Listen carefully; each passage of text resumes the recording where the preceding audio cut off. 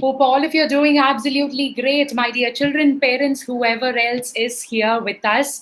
Welcome to another wonderful session wherein I think I've told you this earlier also, and most of you who must be regular followers of all our sessions would definitely know what's happening through these sessions and what we intend to give you all, or we ourselves also learn also through all these sessions.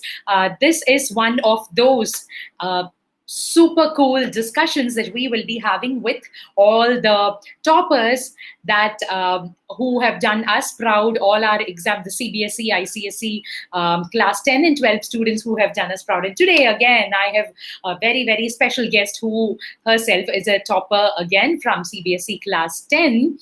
So she will be joining us in some time. But before that, let's also talk about the current situation that all of us are facing, right? And then I will come back to this. Well, I really hope all of you are staying safe and staying in good health and following all the precautions that we are supposed to be, because without all of that, I think it's very difficult. Whatever, it's not like many times I think the question that can pop up in our minds could be that, okay, what's going to be different if I alone follow all these precautions? But that's not the case. Imagine if all the citizens of India, all the millions of people in India, imagine if all of us had that kind of a mentality, what would be the plight of our country? Definitely, that's going to lead us to a very dangerous situation. So come what may, let us ensure that we are responsible citizens ourselves. And talking about responsibility, I think that comes with self-discipline. So let us thank the toppers also. Welcome, Hello. Meera. Can you hear me and see me? Hello, Meera. Good afternoon. So here she is, Meera Ranjan. I was talking to you about our special guest for today, Meera, who has scored a 98.8% in her CBSE Class 10 examinations. Wow. First of all, to start off, let me congratulate you, Meera. It's a great achievement. That you must be proud of yourself, and I'm sure your teachers, your friends, your parents, everyone must be very proud and happy about whatever you have achieved. And of course, all your teachers here in Vedantu also, you have done all of us proud.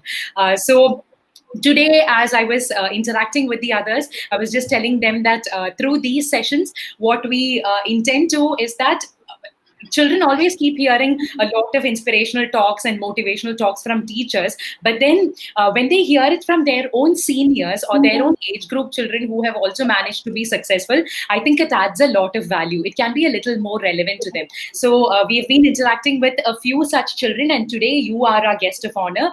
So let us get started. Meera, to start off, can you please tell us a little bit about yourself, like where you're from, what your parents do, and which school you go to, and things like that? Okay. So I'm from Chennai, Tamil Nadu. My mom is a homemaker and my father is a software engineer. He's in the US. I study in a school called Shraddha Children's Academy, which is in Kottivakam in Chennai.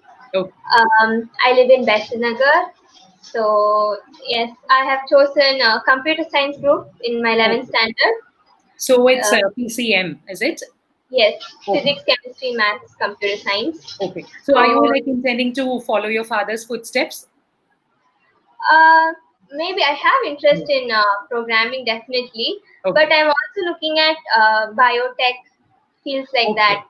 Okay. But then you did not want to pick up bio as a subject, is it? Was there any reason for that? Yeah, I thought because like out of selfishness, okay, because I'm a bio teacher. So that is why I'm asking you that. Yeah. I talked to one of my cousins who is pursuing biotech right now, and she told me that they take bio from the basics in college. So it would be like an advantage if I know some computer science, some programming. I'll have an advantage over the other students in biotech at that point. So that's why I do computer science. Okay.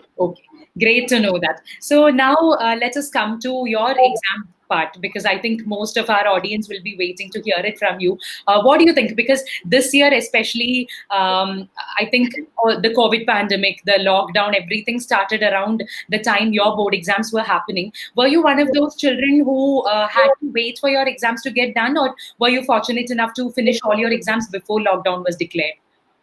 Fortunate enough to finish it off. Oh, great. Actually, my exams got over on March 18th. Yes, after that the lockdown was imposed. Yeah, I think March 23rd or something it started. Okay. Yeah, I think many of our CBSE 10 children have been fortunate that way. It's more of, I think in other parts of India where CBSE has a lot of other optional subjects commonly followed, I think some of those children were affected. Okay. Yeah. So now thinking back about the exams again, as I was telling you, it was a really intense process, I'm sure, like starting from the month of March, April, or May, whenever your classes for 10th standard began, and you have gone through the tough phases of the model exams or the pre-board exams and the actual board exam.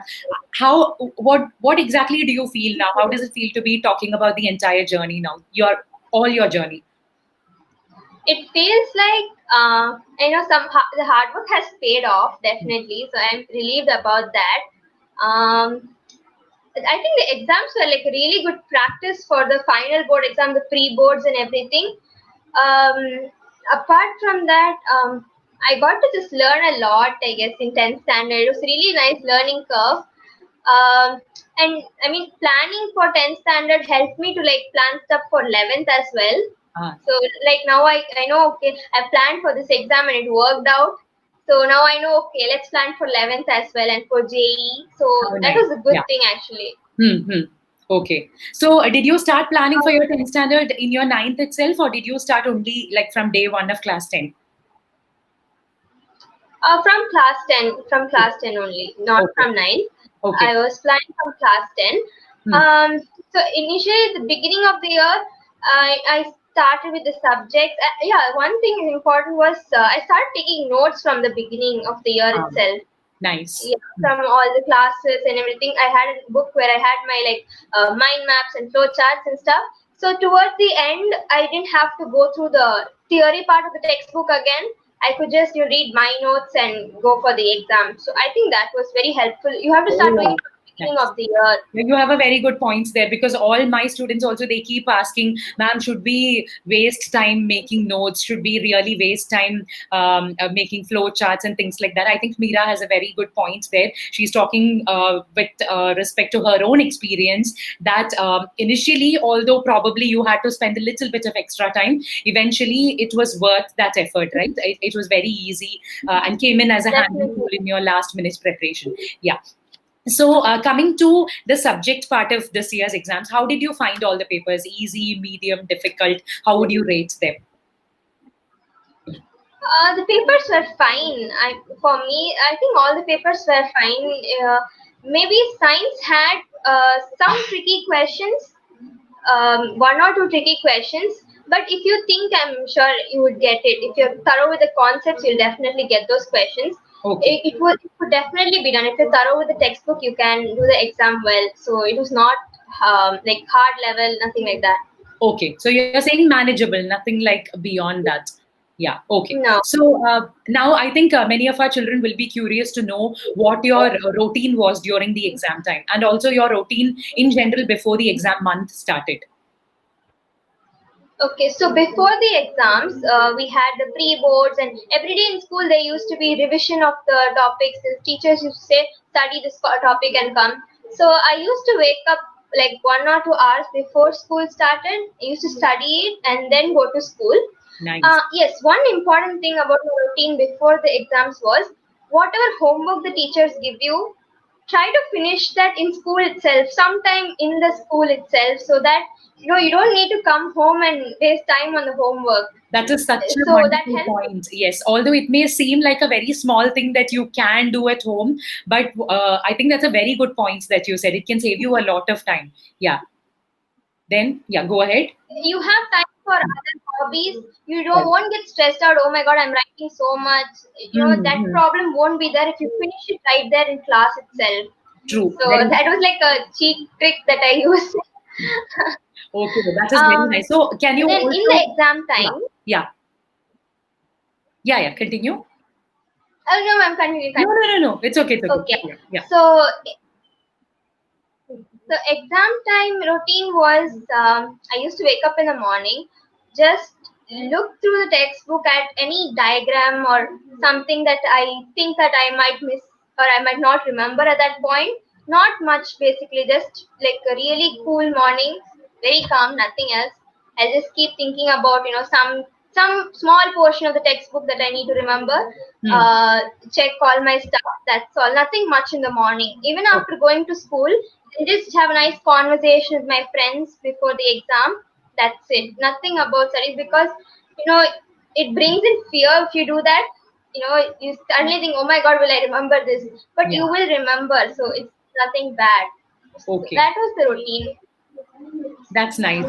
So, what I wanted to ask you in between was, and then I did not want to break your flow. So, you were saying finish off all the homework as much as possible in school itself, right? So, do you have any like further tips that you can give children? Many children will be like probably wondering how can we do that, because in school already so many things are happening. Is there anything special you want to tell them how to find time for that in school? Okay, so like the break period is always there. Okay, I know it's meant for break. The But typical I used to kind of yeah. finish it in that time. I was not much of a break time, wandering around person. Okay. See, so that's Mira's secret. Nice, nice. Okay, good to know that. I don't know whether it's automatic or not. You should not keep sitting at your place. But then, if you have a lot of work on a particular day, better to finish off the break time. Or if you eat your lunch, I'm sure every child will have some time after eating your lunch. So you could do it in that time as well. Okay. You're saying and somewhere in between or before the next teacher comes, before the next period starts, something like that, you can manage to sneak in 1 or 2 minutes, and that will eventually add to a lot of time. I think that's what you're saying. Huh. Yeah, very not nice to all know that. will be like full jam packed. Some teachers will give some 10 minutes free at the end, so you can use that wisely. Okay, so use it wisely according to each situation and each day is what you're saying basically. Okay, so now another question I wanted to ask you was, what was your weaker subject and what was the strategy that you adopted to tackle it? I would have to say social science, because I love science more than anything else, but social, it was more like just facts for me. It was very interesting to understand, the subject. I had interest, but it was the vastness of the subject. There's so many facts to remember. So that was hard. The one thing that helped me the most was my flow charts. Definitely nothing more than that. So even for social studies, you made it a point to make notes and flowcharts. Especially for social studies. Especially for that. See, that is Mira's point, because she considers that to be her relatively weaker subject. Mira says she made notes especially for social science. How nice to hear that. So that was your major tool, is it? And did you go on to refer to any extra books or something like that? So I used to see Vedantu's YouTube videos on social science. So I'll talk to you about that later. Okay. Apart from that, is I had my guides. I had this brand called Together With. So I used that guide for social science. That book has good flow charts as well. I made my own, but I also used to refer to that. They have like flow charts for every lesson. So that I used Together With guides. Toward the end of the year, I used Oswald book guide, question banks, not the guides, question banks. So those questions were like, they had some hot questions also. So they prepared me well for that. That's it. Okay. Next thing I wanted to ask you is, what is the one thing which you did and you feel it turned out to be like a major game changer for you? Probably you have already answered it, but if there is something else you haven't said, I think you have already spoken about note making, which was your major tool. But apart from that, was there anything else which was like a major game changer for you? Yes. So practicing question papers, I think that was the major game changer, because most of the exams I used to practice a lot of question papers from online Vedantu test and all. You have to try to finish the paper much before the paper ends, or the stipulated time, so that you have time for checking. Right. But you should also try to improve your speed with every paper that you write. Okay. One important thing is you need to have timings for each section of the paper. Think about how much time it will take you to write and how you can reduce the time with every next paper that you write. So that will really help. Okay. So, what was your process like when you were trying to self-evaluate your papers? How did you go about it? Well, I used to Google the answers after I finished the paper. I used to write it in like exam notes and all, Okay. the actual exam simulation type. Then I How used to like nice. Yeah. either if my mom was free, I used to ask her to like correct the answers Hmm. for maths or something else because she's a math person. So Okay. I used to ask her to that. Otherwise, for SST, I would have to like refer my textbook or biology or science, physics, chemistry. I used to refer the textbook myself, check if I've written all the points required.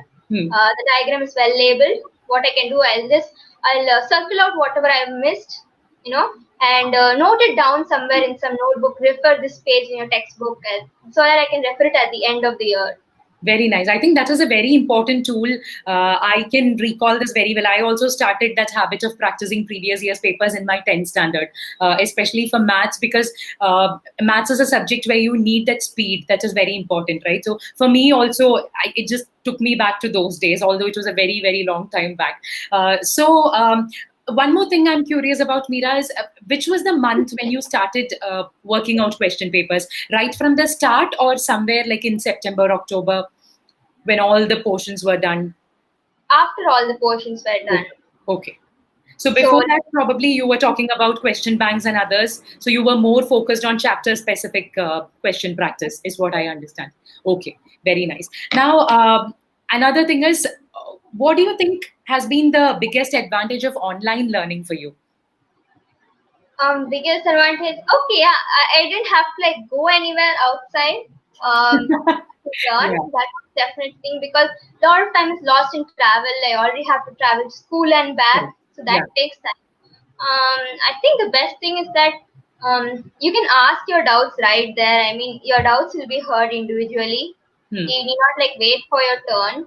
I think the Mm, points that you said just now clears the doubt that many children probably have in their minds, because many parents and children, when they hear about online learning, that is the major concern they have. They are like, there is no direct physical face-to-face interaction. Will the doubts be actually solved? So you're saying it was easier for you through the yes, online.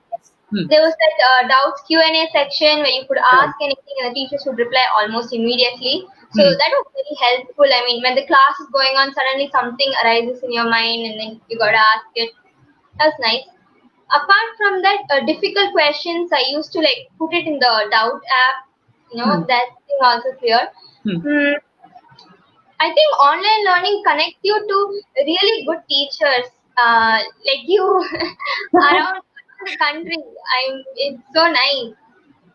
And also, I mean, Vedanta like taught something extra apart from the school. Beyond the school, they taught something extra in every session Hmm. about the topic, so that you have a sometimes even the NCRT textbook it just tells you that one line about Right. something, and Right. then Vedanta like the teachers actually explain what the background of that line is.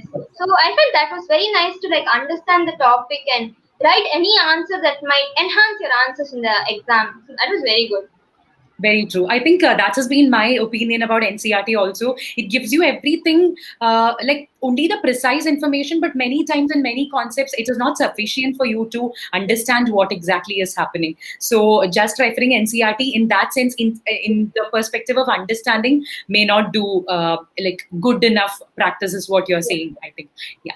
Okay. So now coming to a slightly lighter question, how did you manage your free time? Like any specific hobbies that you had?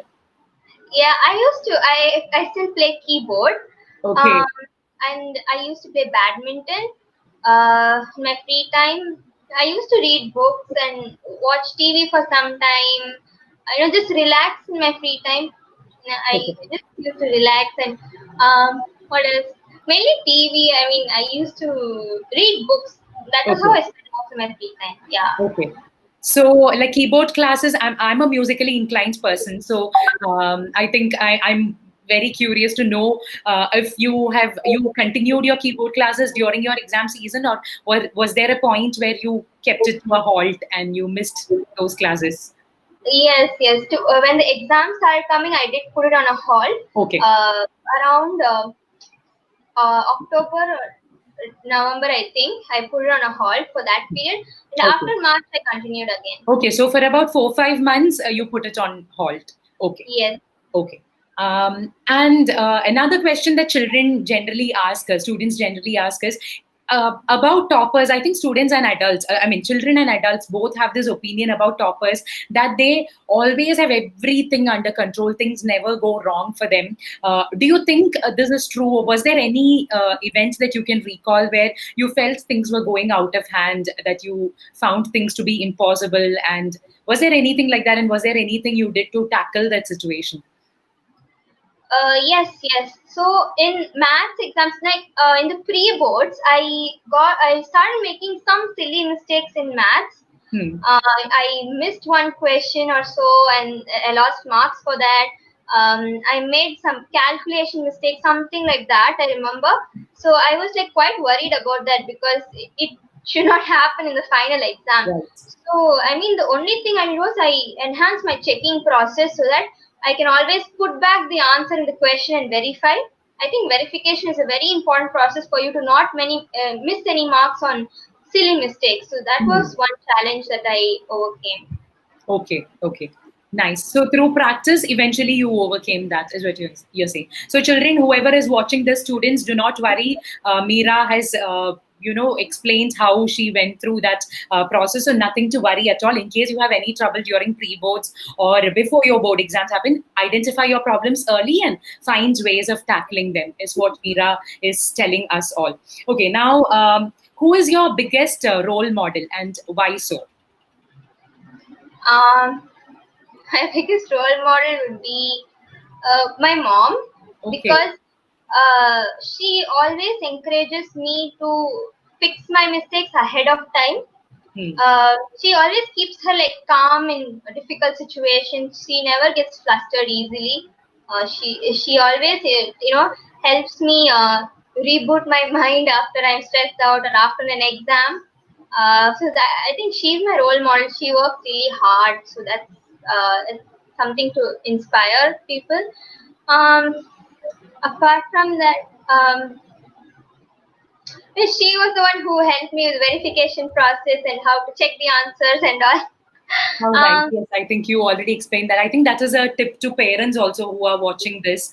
How you can possibly, if you're thinking about wondering how you can support your child during exams, I think Meera has already shared a couple of tips from her mother. Yeah. One more thing, my mom used to like take me out for walks. Whenever I was studying for long hours, she used to like take me out for Okay. walks just in our street. Simply talk about something else other than studies, just to make me free of the stress. So that was very nice. I got to spend time with my mom as well during the exams. Okay. I think that helped. She That used to is give me something very to nice. eat or drink during long hours or in between the classes or something. So yeah, all these things really kept me at peace.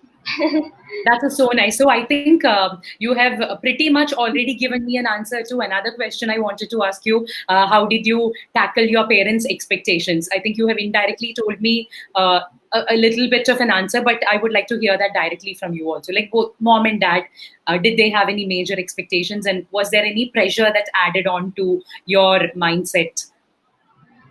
No, my mom was always like, do your best. It doesn't matter because as long as you know the concept, it's fine with me. You should know the concept really. If you don't know, that's a problem. But Yeah. if you don't get marks or something, that's not the issue as long as you know the concept. She's like, we'll accept whatever you get. That's fine. Do your best. Some days just don't go right according. In the way you want. They don't happen in the day. Right. Those days are there, but it's fine. So they were like, they didn't put that much pressure on me at all. So Okay. there's not So much both pressure. your mom and dad, both of them have not pressurized too much, is what you're saying. Okay. Another tip to the parents who are.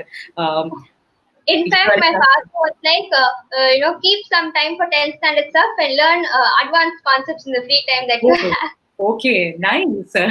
Actually, yes, in the long run, that does help because at the end of the day, it's not only your marks in the 10th standard board exam that matters. You also need to be prepared about a lot of other things that you possibly might face after that, right? Okay. So, in general, what do you do to keep yourself motivated?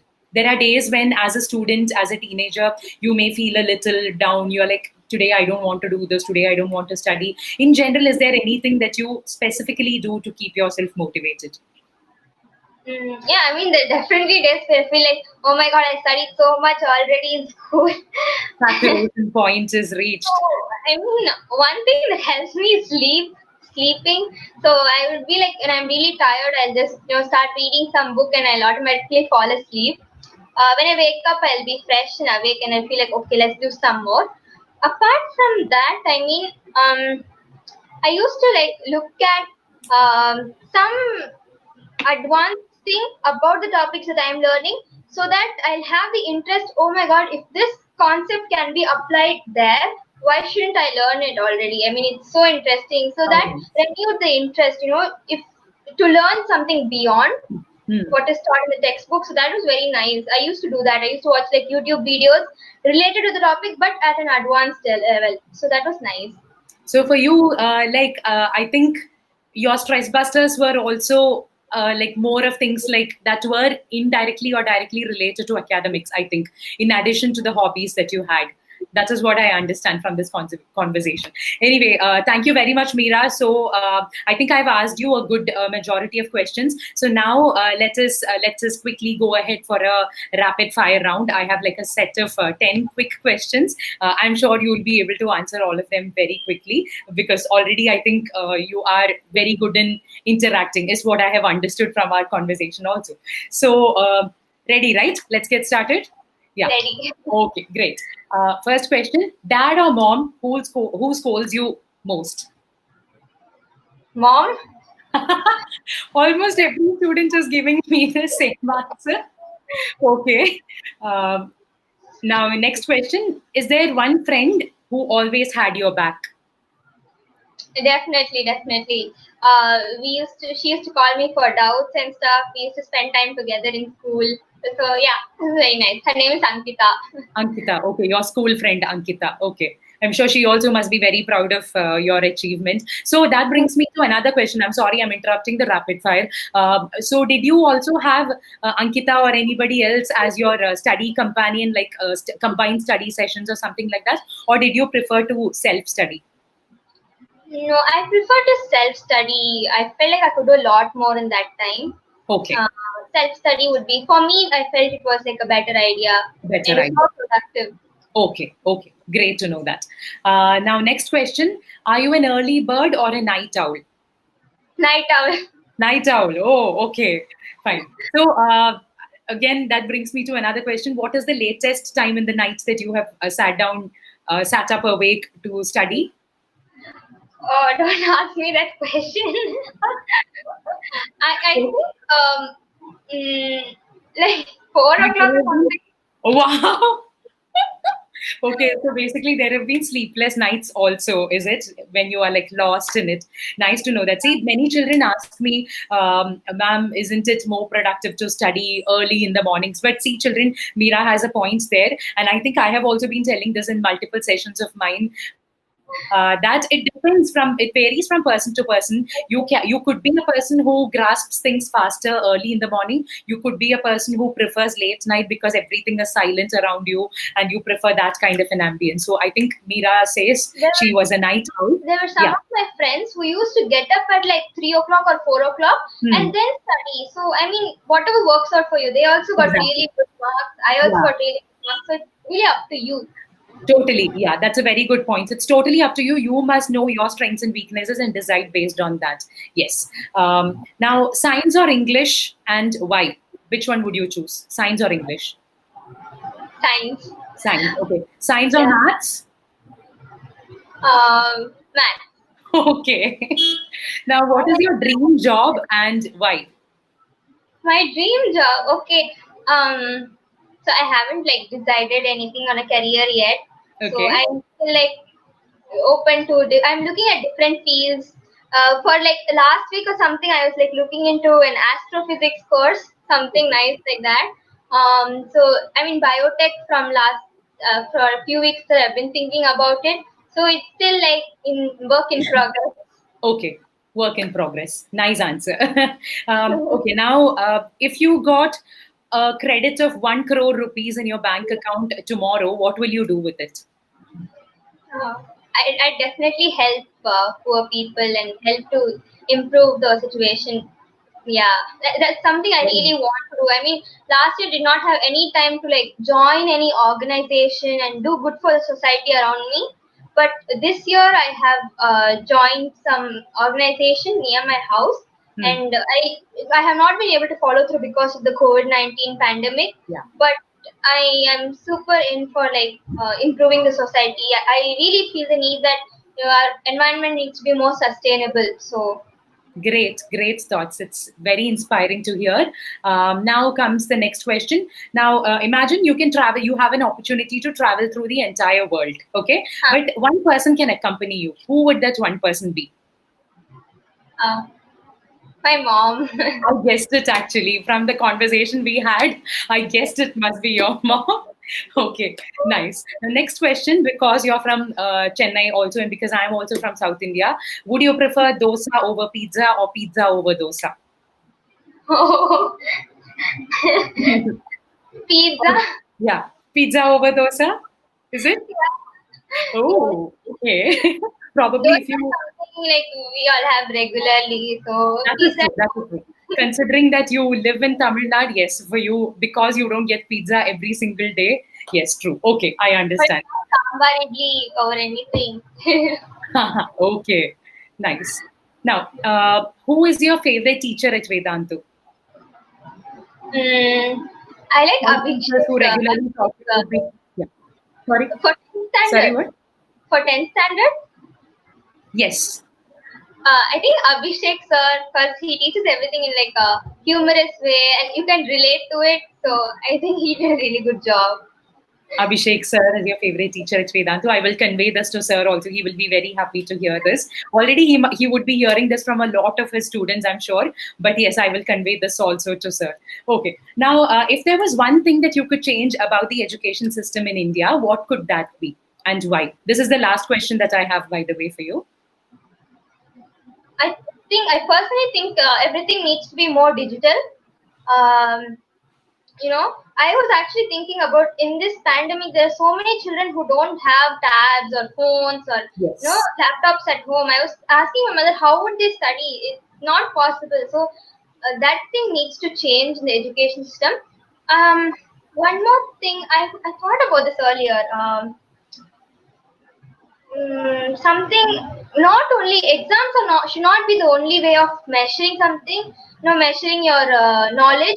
There should be more practical application. It only comes in 11th and 12th, but I wish that it could be brought about in lower classes as well, like practical classes. Correct. That would be very nice to understand the concept. Moreover, I think that smart board education thing, it needs to come everywhere. Right. Very nice to hear that, Meera. And actually, it's so amazing. I think you're the second student I'm interacting with in this series. And it's so nice to talk to all of you at such a young age. All of you have so many insights into so many things. It really shows how much generations have changed and how well educated and aware all of you children are today, compared to what it was in our times when digitalization of everything was just at a starting stage. Anyway, thank you very much, Meera, for taking your time and joining us today. Is there anything more that you want to say, or before we conclude? Just one thing. You asked me about stress busters, right? So one big stress buster was music for me. Okay. Yeah, I love to listen to Hindi songs, English songs. I just used to be in my room like singing whenever I used to take a break, putting the karaoke version of it and just singing. So that was a great stress buster. Okay.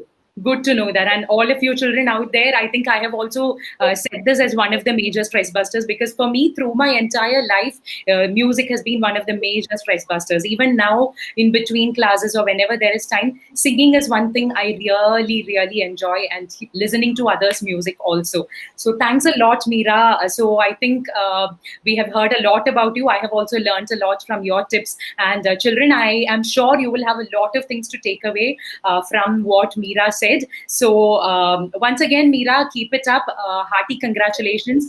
And we are all proud of your achievement. May you reach great heights. God bless you and all the best in everything that you aim to do in life in future. Studies, academically, non-academically, everything. God bless you. Thank you, ma'am. Thank you so much. Okay, Meera. Thank you. Bye-bye. All the best to everyone who's watching this. So, Thank you, ma'am. bye, Bye. Meera.